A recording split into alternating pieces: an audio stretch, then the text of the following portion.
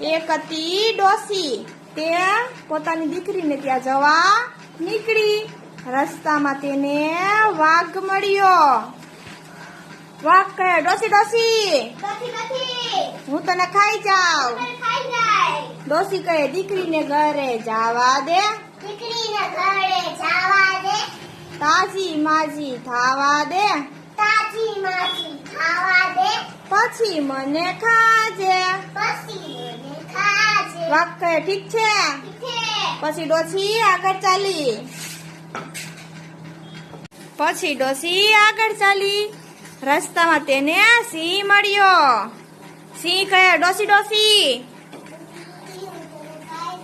ડોસી કહે, દીકરીને ઘરે જવા દે, તાજી માજી ખાવા દે, પછી મને ખાજે. સિંહ કહે, ઠીક છે. પછી ડોસી છે ઈ આગળ ચાલી.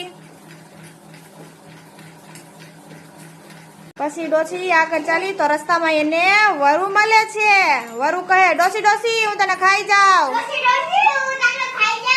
ડોસી કહે, દીકરીને ઘરે જવા દે, તાજી માજી ખાવા દે, પછી મને ખાજે. વરુ કહે, ઠીક છે. પછી ડોસી માં આગળ ચાલ્યા. હવે રસ્તામાં તેને સાપ મળે છે. સાપ કહે, ડોસી ડોસી, હું તને ખાઈ જાઉં. ડોસી કહે, દીકરીને ઘરે જવા દે, તાજી માજી ખાવા દે, પછી મને ખાજે. પછી ડોસી માં છે ઈ આગળ ચાલ્યા. પછી ડોસી છે એની દીકરીને ત્યાં પહોંચી ગયા.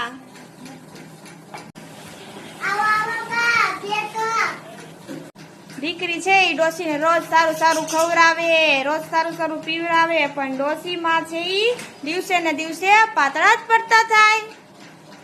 એક દિવસ એની દીકરી એને પૂછ્યું, મામા તમે કેમ ખાતા પીતા રોજ પાતળા જ પડતા જાવ છો? પછી ડોસી કહે, દીકરી તને શું કહું, હું ઘરે જઈશ ને ત્યારે રસ્તામાં બધાય પ્રાણીઓ છે એ મને ખાઈ જવાના છે.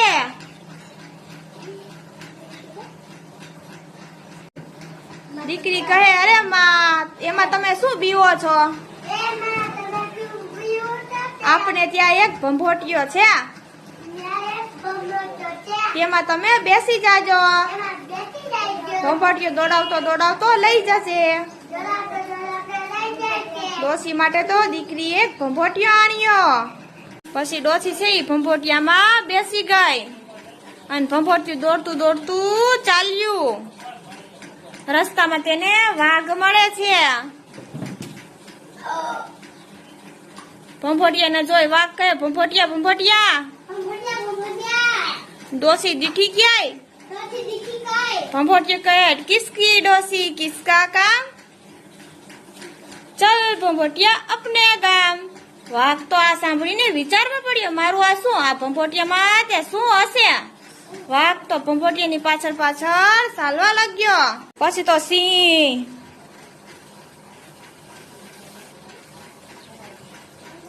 વરુ, સાપ બધાય ડોસીની પાછળ ચાલવા લાગ્યા. પણ એ ભંભોટિયું છે એ છેવટે ડોસીના ઘર પાસે જઈને ઊભું રહી ગયું. અને ભંભોટિયામાંથી તો ડોસી નીકળી.